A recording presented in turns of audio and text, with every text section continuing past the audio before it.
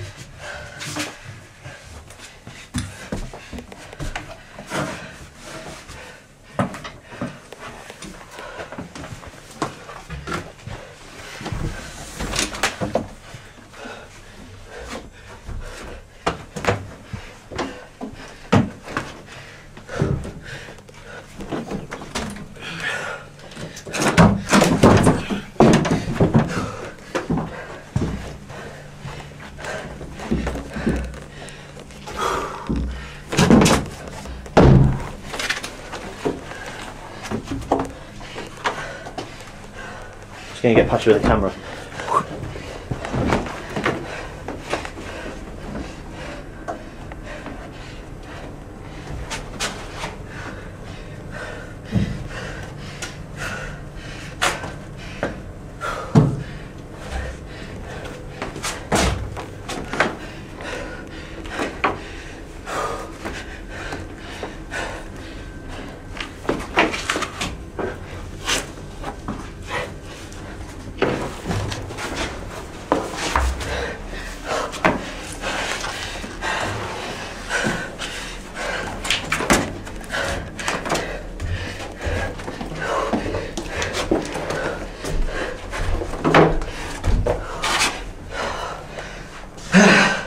We're out of focus, but how was that?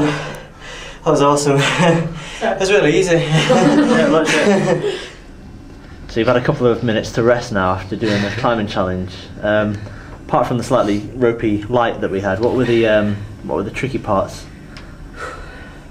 The first difficult part's sort of this area here. Yeah. Just trying to traverse around the wall. Like keeping your grip, just trying to keep your body as close to the wall as you can. Then get a decent footing for the step over here. The other problem I had was the doorway. I don't know if you can see it just there. That was pretty much shut when I got here.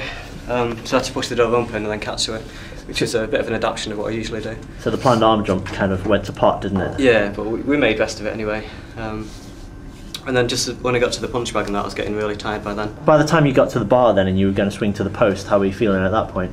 Yeah, I was feeling really weak. I didn't know if I was going to make the post or not, but I thought I'll have to give it my all and see what I could do. Yeah, and then obviously by the time you've swung back to the that window ledge, that's only half the course done. Yeah, yeah. So then it's the prospect of doing the rest of it. Yeah, it's a lot harder obviously coming back because you drained by then. There was one slippage that I did at the door here, which I thought I was going to go, but I managed to keep myself up. Yeah. And then when I got to the wall again here, it's a bit taxing to rotate around the wall and upwards at the same time. Then as I stepped through and saw the rail, I thought, finally, last stage, here we come. And just by that point, the torch had also ran out. Yeah. But I think we just about got it. Yeah, it's a quality challenge. I challenge you at home to try it. So there you go, Dean managed to do the climbing challenge, which as you can probably appreciate is quite difficult to do. I suppose the reason why we made this video is because we tend to practice this during our lunch break, and it's not the usual kind of environment which you might associate with parkour or with climbing challenges like this, but we just made it really to give you a little bit of an insight and to maybe give you a few ideas as to how you can always find something to do in any environment. You know, the possibilities are endless, and I suppose we encourage you to go and find your own little things and work out your own routes around buildings and around wherever you want. We'll see you next time.